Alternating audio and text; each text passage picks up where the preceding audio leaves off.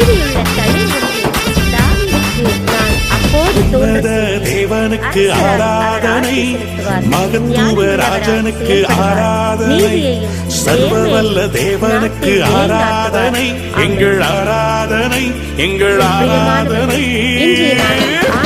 நம்